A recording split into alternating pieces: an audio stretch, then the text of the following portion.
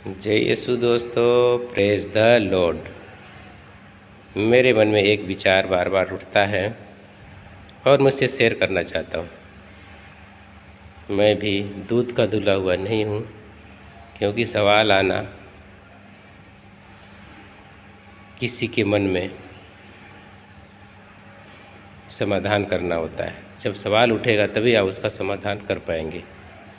इसलिए आज का टॉपिक मैंने चुना है कि प्रार्थना करते समय मन को कैसे नियंत्रण में करना चाहिए। जब हम प्रार्थना करते हैं तो हमारी प्रार्थना परमेश्वर तक नहीं पहुंचती है। कारण यह है कि मन की कमजोरी के कारण मन इधर उधर भटकता है और विचरण करता है। यदि हम इस चीज़ में ध्यान रखते हैं कि मन भटके ना, तो एक सरल उपाय है कि अपनी प्रार्थना को लगातार रखना चाहिए।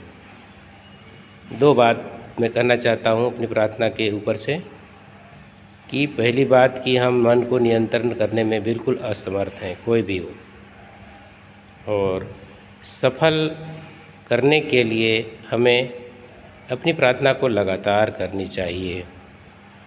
आजमा के देखें, आधा घंटा 1 घंटा, आप अवश्य ही शांति और आशीष प्राप्त करेंगे। मेरा कहने का मतलब है कि यदि हम लगातार प्रार्थना करते हैं तो अपनी लगातारता को ध्यान में रखते हुए एक समय जो चुना हुआ आधा घंटा 1 घंटा उसमें सफल हो जाते हैं। अगर बीच में वह प्रार्थना रुक जाता है तो समझे कि मन इधर उधर चला गया, भटक गया। तो इसी को हमें लगातार कोशिश करके अपनी प्रार्थना को जारी रखना है। हम एक बार में सफल नहीं हुए, दूसरी बार, तीसरी बार, लेकिन ध्यान में रखना चाहिए।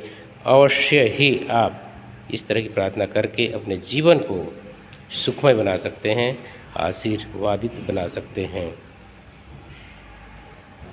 हम देखते हैं कि जब हम प्रार्थना करते हैं तो उस प्रार्थना को हम खुद ही नहीं सुनते, क्योंकि हमारा मन इधर उधर भटकता है। आप देखें कि उस प्रार्थना को हम सुन पा रहे हैं कि नहीं जो कर रहे हैं। हम पाएंगे कि हम बिल्कुल नहीं सुन पा रहे हैं, क्योंकि हमारा मन कहीं और विचरता रहता है। तो इसी बाधा को दूर करने के लिए मुझे ये उपाय मिला है कि हमें कुछ समय के लिए ज़रूर लगातार प्रार्थना करना चाहिए। और यही उपाय है। हम लगातार प्रार्थना कर सकते हैं, लेकिन मन को नहीं नियंत्रण में कर सकते। जब इस चीज़ में सफलता प्राप्त कर लेंगे कि हम लगातार प्रार्थना करेंगे तो वो चीज़ हमें ज़रूर प्राप्त हो जाएगा। एक दिन हमारा मन को हम बांध लेंगे और अपने नियंत्रण में कर लेंगे, क्योंकि हमने कोशिश कभी नहीं की है। कोशिश की भी है पर तरीका कभी नहीं अपनाया है। जब तक हम ध्यान के लिए तरह तरह के तरीका को फॉलो नहीं करेंगे, हमारा प्रार्थना व्यर्थ चला जाएगा और समय बर्बाद हो जाएगा और अपनी आयु भी निकलती जाएगी।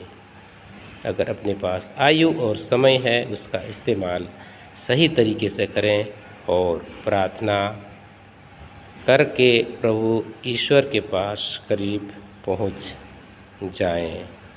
हमारा ध्यान ही परमेश्वर से हमें जोड़ कर रखेगा। अन्यथा कितनी प्रार्थना कर लो, हमारा ध्यान एकाग्रता से प्रार्थना में नहीं लग पाता है तो हम परमेश्वर की कृपा के साथ जुड़ नहीं सकते और परमेश्वर की प्रेम भरी सूत्र से बंध नहीं सकते। इसलिए आज का जो मेरा